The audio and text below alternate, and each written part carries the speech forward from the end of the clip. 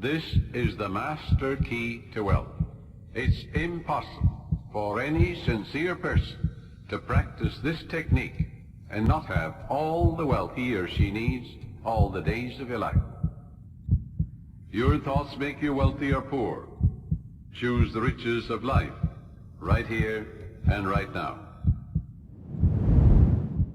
What's the secret of this amazing book? Why has this book, out of all the thousands of self-help books, remained the one towering giant? I think to understand this, you have to know Napoleon Hill as I do.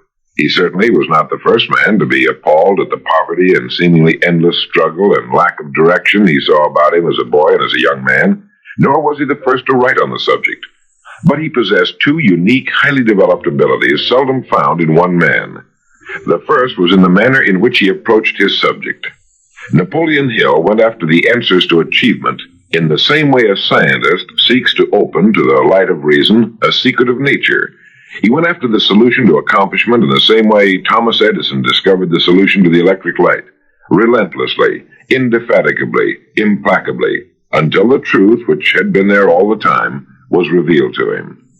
His second important ability was the knack or skill of writing about his findings in such a way that it was instantly understood intellectually, but what is perhaps even more important for this particular subject, understood emotionally as well. When the last page of Think and Grow Rich was read, the hand which put the book down on the table was a different hand. The man who then stood and walked out into the world was a changed man. The suffocating, entangling webs of self-imposed frustration and indirection had fallen away, and now the way was clear. The man was now the possessor of the unique, unseen talent for turning dreams into reality, thoughts into things. So-called fate or the idle effects of exterior circumstances were no longer in command. He who had been a passenger was now, suddenly, the captain. To begin, we have to understand the simple truth, the principle or philosophy which lies as the supporting structure of this work. Unless whatever it is you build is based on truth, you will end with the entire structure fallen and scattered about you like the armor of Homer's ancient warriors. It simply cannot stand. It cannot withstand the test of time. The reason Think and Grow Rich has withstood the test of time is because it rests on the broad, clean foundation upon which may also be found every accomplishment of man, the clear, unchallengeable fact that everything begins with an idea.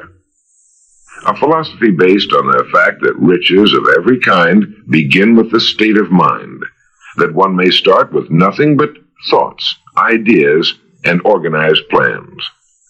Thoughts are things, incredibly powerful things, when mixed with definiteness of purpose, persistence, and a burning desire for their translation into material objects or riches, riches being whatever it is you happen to want.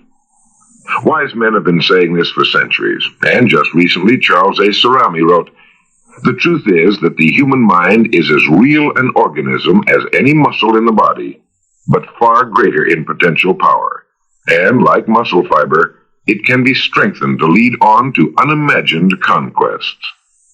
So this, then, is the truth on which Think and Grow Rich is based. If you know what you want, and if you want it strongly enough to muster the kind of persistence that simply cannot be stopped, you will most certainly achieve it. By controlling your mind, you can control your destiny here on earth.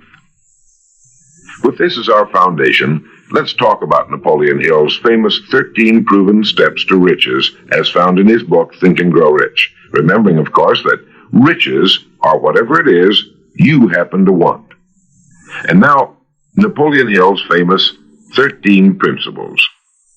The first principle, desire. Here is the starting point for all achievement, the first step toward riches. But it's right here that we so often run into a stumbling block. A person will say, "I know what I desire, but can I get it?" We'll get into this business of doubt later, but once and for all, let's clear up this point. This point of whether or not you can accomplish that which you desire with all your heart. I think it was best expressed by Emerson, who wrote, There is nothing capricious in nature, and the implanting of a desire indicates that its gratification is in the constitution of the creature that feels it. In other words, you would not have the desire unless you were capable of its achievement. Each of us has a built-in governor, and our desires are modified by our abilities and leanings.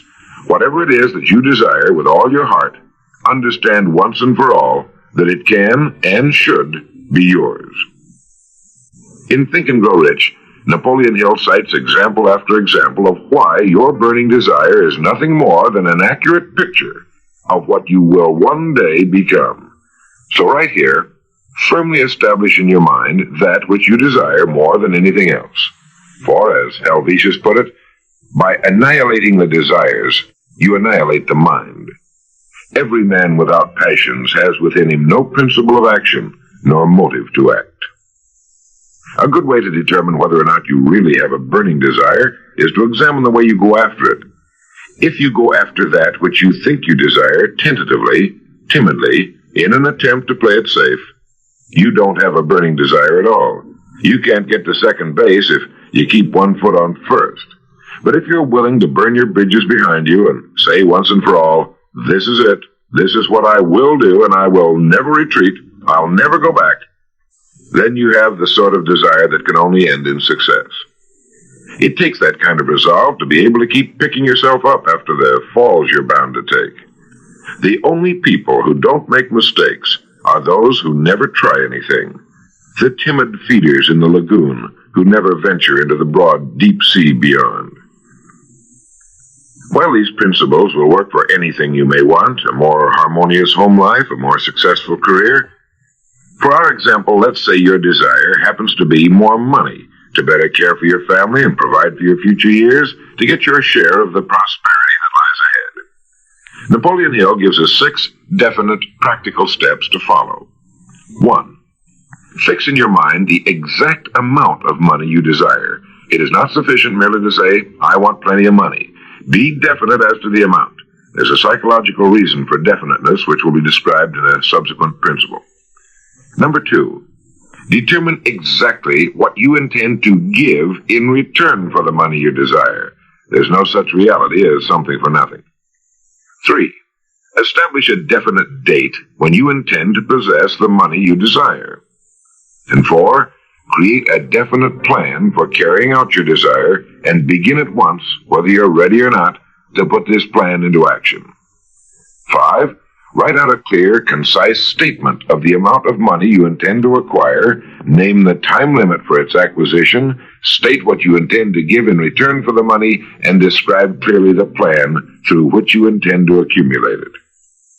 6, read your written statement aloud twice daily, once just before retiring at night, and once after arising in the morning.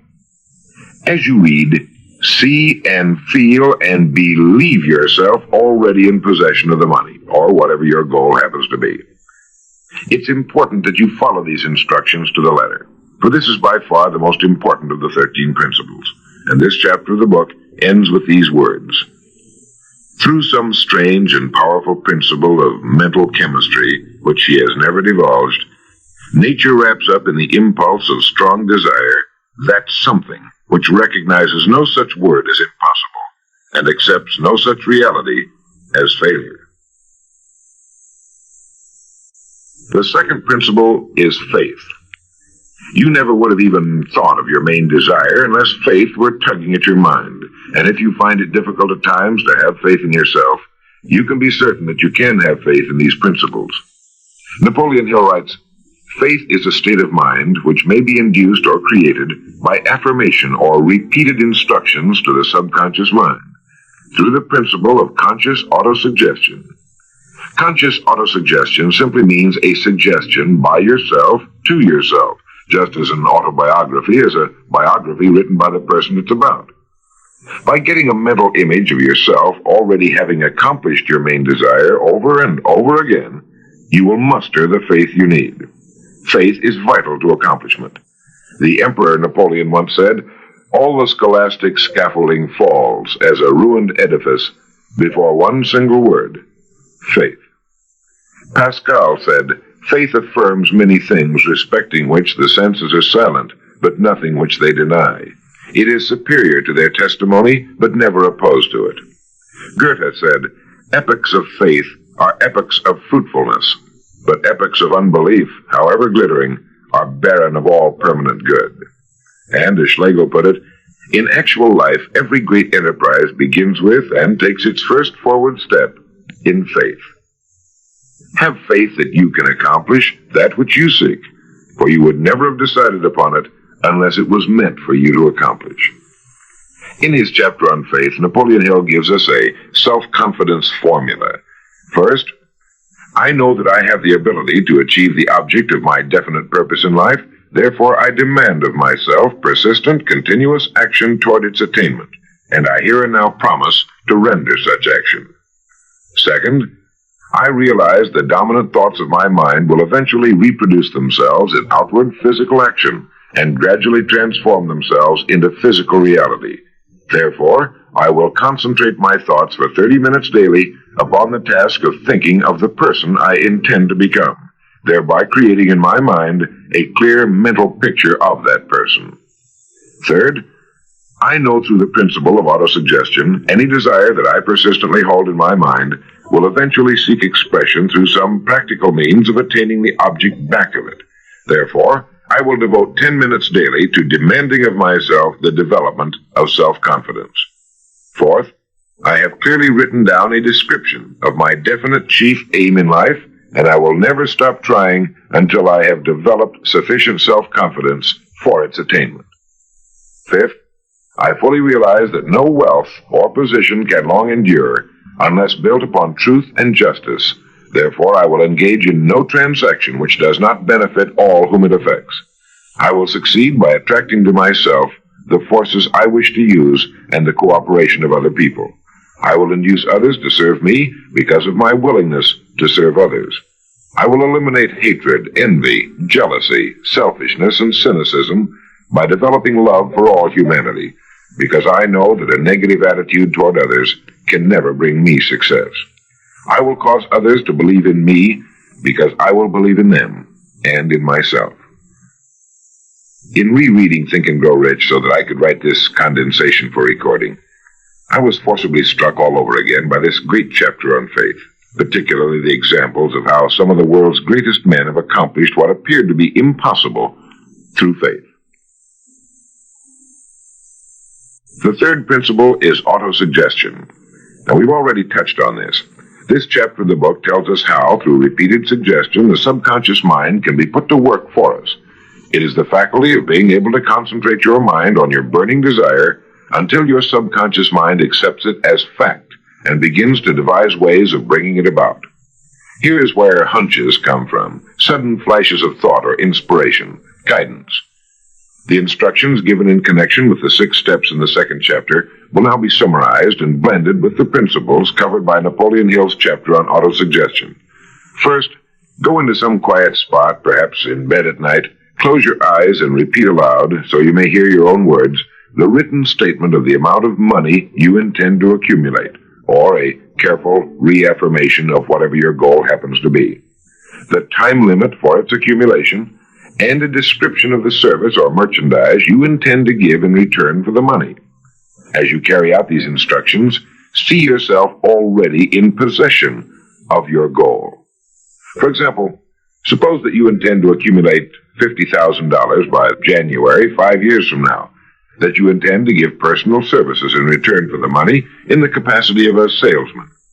Your written statement of your purpose should be similar to the following.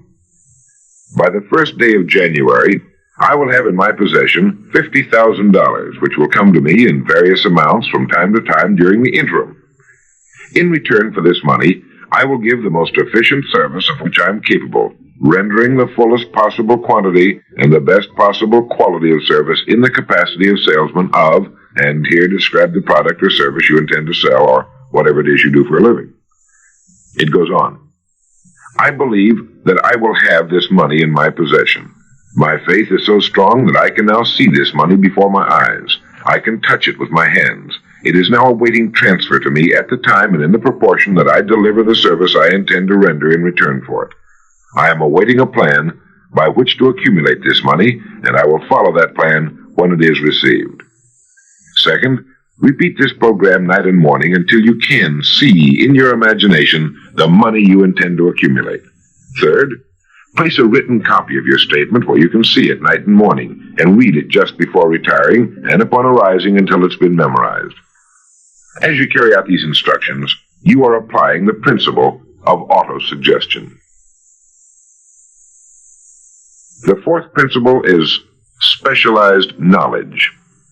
It is here that I think Napoleon Hill makes a very important point. Knowledge is power only to the extent that it is organized into a definite plan of action and directed to a definite end. To quote from the book, before you can be sure of your ability to transmute desire into its monetary equivalent, you will require specialized knowledge of the service, merchandise, or profession which you intend to offer in return for fortune. Perhaps you may need much more specialized knowledge than you have the ability or the inclination to acquire. And if this should be true, you may bridge your weakness through the aid of your mastermind group.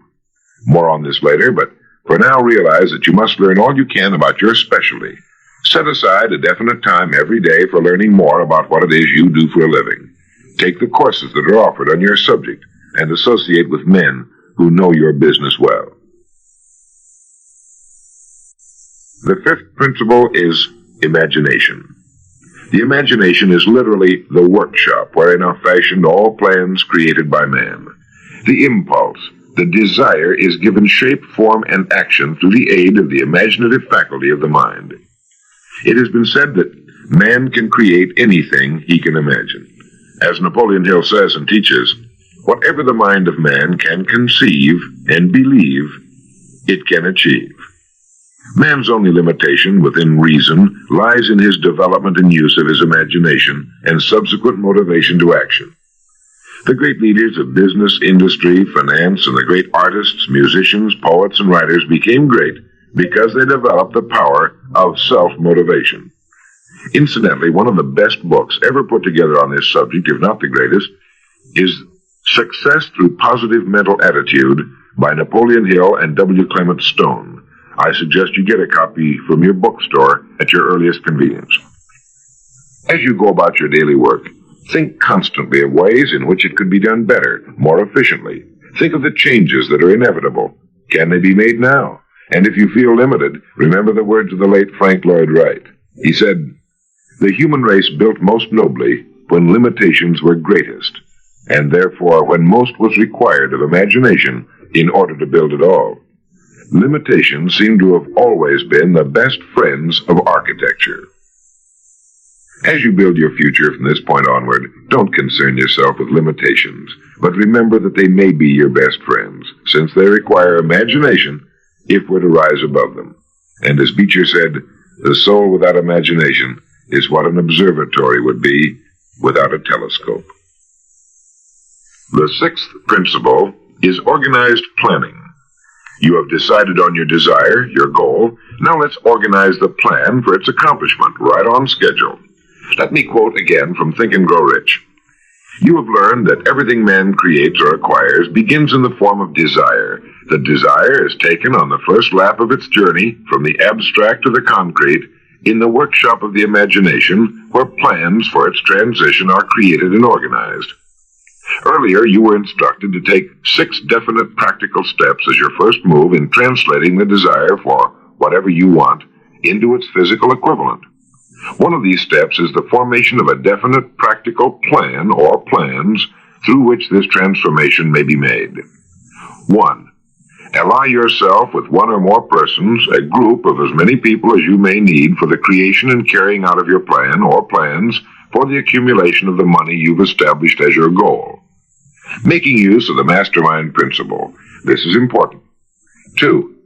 Before forming your mastermind alliance, decide what advantages and benefits you may offer the individual members of your group in return for their cooperation. No one will work indefinitely without some form of compensation, although this may not always be in the form of money. 3. Arrange to meet with the members of your mastermind group at least twice a week, and more often if possible, until you have jointly perfected the necessary plan or plans for the accomplishment of your goal. 4.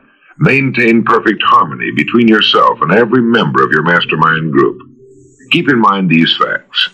First, you're engaged in an undertaking of major importance to you. To be sure of success, you must have plans which are faultless. Second, you must have the advantage of the experience, education, native ability, and imagination of other minds. This is in harmony with the methods followed by every person who has risen above the average.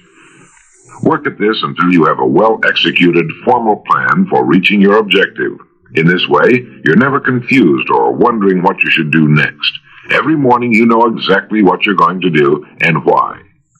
It is in this chapter of Think and Grow Rich that Napoleon Hill gives us his 11 qualities of leadership. 1. Unwavering courage. 2. Self-control. 3. A keen sense of justice. 4. Definiteness of decision. 5. Definiteness of plans. 6. The habit of doing more than paid for. 7. A pleasing personality. 8. Sympathy and understanding. 9. Mastery of detail. 10. Willingness to assume full responsibility. And 11. Cooperation. The chapter on organized planning is one of the largest and most important in the book. It goes without saying that a man without a plan to follow is like a ship without a course. No place to go, with disaster a probability. The 7th principle, decision. The mastery of procrastination. To quote, accurate analysis of over 25,000 men and women who had experienced failure disclosed the fact that lack of decision was near the head of the list of the 30 major causes of failure. This is no mere statement of a theory, it is a fact. Procrastination, the opposite of decision, is a common enemy which every man must conquer. Analysis of several hundred people who had accumulated fortunes well beyond the $1 million mark disclosed the fact that every one of them had the habit of reaching decisions promptly and of changing these decisions slowly if and when they were changed. People who fail to accumulate money, without exception, have the habit of reaching decisions, if at all, very slowly, and of changing these decisions quickly and often. A definite objective makes reaching prompt decisions that much easier. Napoleon Hill gives many examples, one of which is the case of Henry Ford. One of Henry Ford's most outstanding qualities was his habit of reaching decisions quickly and definitely and changing them slowly. This quality was so pronounced in the late Mr. Ford that it earned for him the reputation of being obstinate. It was this quality which prompted Mr. Ford to continue to manufacture his famous Model T, the world's ugliest but for the time most practical car, when all of his advisors and many of the purchasers of the car were urging him to change it. Perhaps he delayed too long in making the change, but the other side of the story is that his firmness of decision yielded a huge fortune before the change in model became necessary, and the company is certainly none the worse for it today. When you make up your mind, stay with it. The majority of people who fail to make the grade are generally easily influenced by the opinions of others, easily swayed. They permit the newspapers and the gossiping neighbors to do their thinking for them. Opinions are the cheapest commodities on earth. Keep your own counsel when you begin to put into practice the principles we're describing here. By reaching your own decisions and following them, take no one into your confidence except the members of your mastermind group, and be very careful in your selection of this group, that you choose only those who will be in complete sympathy and harmony with your purpose. Close friends and relatives, while not meaning to do so, often handicap one through opinions and sometimes through ridicule. Thousands of men and women carry inferiority complexes with them all through life because some well-meaning but ignorant person destroyed their confidence through opinions or ridicule. If a decision is worth anything at all, it's worth sticking to until it's been completely worked. The 8th principle, persistence. Napoleon Hill defines persistence as the power of will. Willpower and desire, when properly combined, make an irresistible pair. Persistence to an individual is what carbon is to steel. In uncounted thousands of cases, persistence has stood as the difference between success and failure. It is this quality more than any other that keeps the majority from great accomplishment. They'll try a thing, but as soon as the going gets tough, they fold. Experience with thousands of people has proved that lack of persistence is a weakness common to the majority of men. It is a weakness which may be overcome by effort. If you're to accomplish the desire you've set for yourself, you must form the habit of persistence. Things will get dark. It will seem as though there's no longer any reason to continue. Everything in you will tell you to give up, to quit trying. And it's right here that the men are separated from the boys. It's right here that if you will go that extra mile and keep going, that the skies will clear, and you'll begin to see the first signs of the abundance that is to be yours because you had the courage to persist. With persistence will come success. Persistence is a state of mind. Therefore, it can be cultivated. Like all states of mind, persistence is based upon definite causes, among them these. 1. Definiteness of purpose, knowing what you want. 2. Desire. 3. Self-reliance. 4. Definiteness of plans. 5. Accurate knowledge, knowing that your plan is sound. 6. Cooperation. Sympathy, understanding, and harmonious cooperation with others tend to develop persistence. 7. Willpower. 8. Habit. Persistence is the direct result of habit. The ninth principle, power of the mastermind. It is in this section that Napoleon Hill describes the importance of forming a group of individuals sympathetic to your desire. They may be individuals with similar plans. A mastermind group can be made up of 2 or more individuals. No 2 minds ever come together without thereby creating a third invisible, intangible force, which may be likened to a third mind. You may have noticed many times that by discussing something with another individual, you suddenly get good ideas as a result of this association. Ideas you would not have gotten without this association. The same thing happens to the other person. A lot of good ideas have been born in individual minds as a result of having met in committee. Associating with your mastermind group is not meant as a means of letting others do your thinking for you. Far from it. It is to stimulate your own thinking through the association with other minds. No one knows everything. The more sympathetic minds you get together, and by sympathetic I mean working for a common purpose, the more related information is going to be available. And great ideas are a combination of related information. So pick the member or members of your mastermind group with care. Make sure they're people you respect and who are hard-working and conscientious. You'll have a lot of fun, and you'll all reach your goals just that much sooner. The 10th principle could be called enthusiasm. That is, the enthusiasm that comes from the channeling of all bodily drives into positive, worthwhile outlets. It is in this chapter that Napoleon Hill describes the importance of the woman, the one and only woman, in the achievement of a worthwhile goal. It seemed quite significant to Mr. Hill that practically every great leader was a man whose achievements were largely inspired by a woman. When things get tough, and you can count on it, they will, you may be deserted by what you thought were friends. But if you've got a good woman, you'll never be alone. She'll be willing to start over again if necessary, and she'll give you the new enthusiasm that comes through her faith in you. Having someone to love is having someone to share your success and accomplishments, to give you the praise that all of us need from time to time. A man can become successful without a wife and family, but all the real joy is taken out of it. Take care of your wife and children as your greatest possessions. The 11th principle has to do with the subconscious mind. The subconscious mind consists of a field of consciousness in which every impulse of thought that reaches the objective mind through any of the 5 senses is classified and recorded, and from which thoughts may be recalled or withdrawn as letters may be taken from a filing cabinet. It receives and files sense impressions or thoughts, regardless of their nature. You may voluntarily plant in your subconscious mind any plan, thought, or purpose which you desire to translate into its physical or monetary equivalent. The subconscious acts first on the dominating desires which have been mixed with emotional feeling, such as faith. Your subconscious mind works night and day.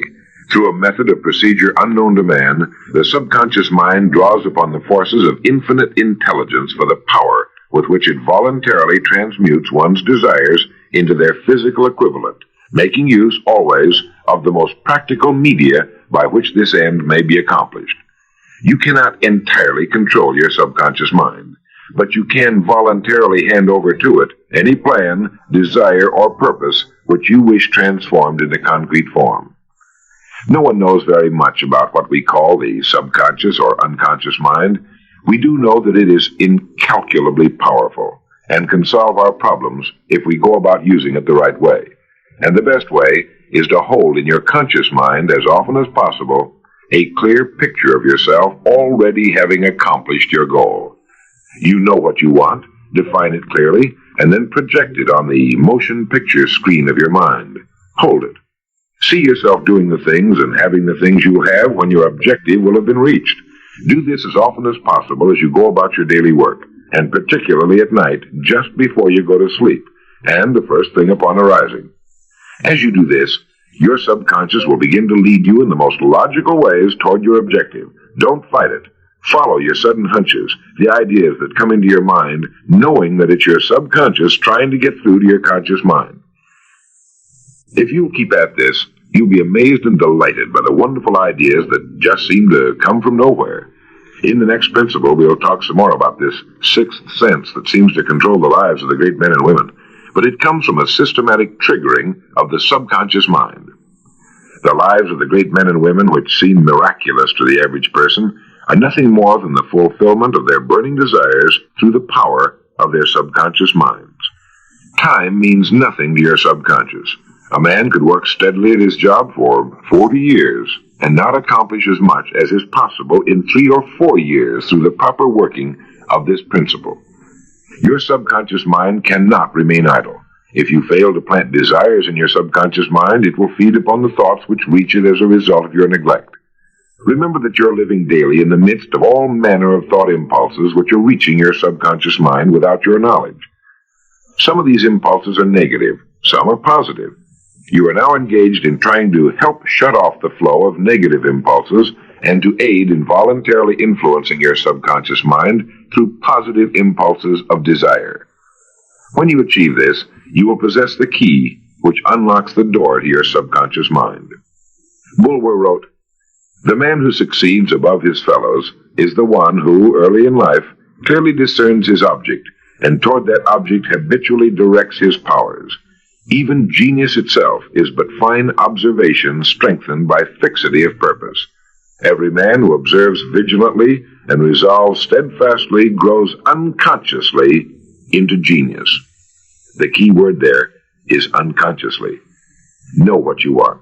Decide once and for all that it will be yours, remain steadfast on course, propelled by faith, and your subconscious or unconscious mind will do the rest. The 12th principle, as outlined in Think and Grow Rich by Napoleon Hill, has to do with the brain. If you had access to all the wealth in the world and took a penny, you would be doing exactly what you very probably have been doing in the use of your brain.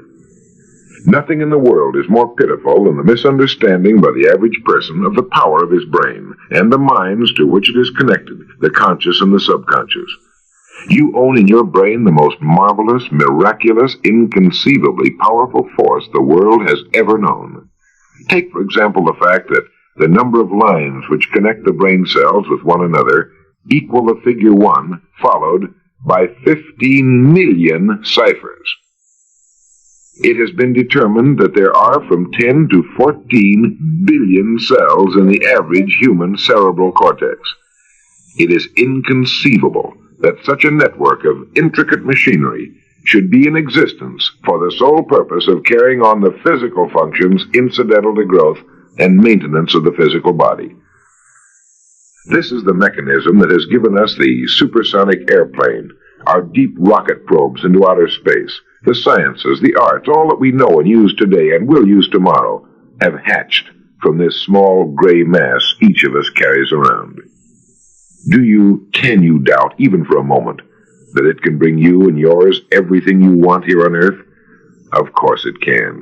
If you will recognize your power as an individual and stop acting like those who have never even thought about it. Give it the job you've decided to accomplish, and watch it handle it. The 13th and final principle is called the sixth sense. The sixth sense can be described as the sense through which infinite intelligence may and will communicate voluntarily without any effort from or demands by the individual. This principle is the apex of the philosophy. It can be assimilated, understood, and applied only by first mastering the other 12 principles. The sixth sense is that portion of the subconscious mind which has been referred to as the creative imagination. It has also been referred to as the receiving set, through which ideas, plans, and thoughts flash into the mind. The flashes are sometimes called hunches or inspirations. The sixth sense defies description. It cannot be described to a person who has not mastered the other principles of this philosophy, because such a person has no knowledge and no experience with which the sixth sense may be compared. The sixth sense is not something that one can take off and put on at will. Ability to use this great power comes slowly through application of the other principles we've outlined. Many individuals come into a workable knowledge of the sixth sense even before the age of 40. But more often the knowledge is not available until one is well past 50. And this for the reason that the spiritual forces with which the sixth sense is so closely related do not mature and become usable generally except through years of meditation, self-examination, and serious thought. But begin to develop it now by applying the principles we've talked about here. Remember this: man can create nothing which he does not first conceive in the form of an impulse of thought. Man's thought impulses begin immediately to translate themselves into their physical equivalent, whether those thoughts are voluntary or involuntary. Keep fear out of your mind by concentrating on the mental picture of your goal, your greatest desire.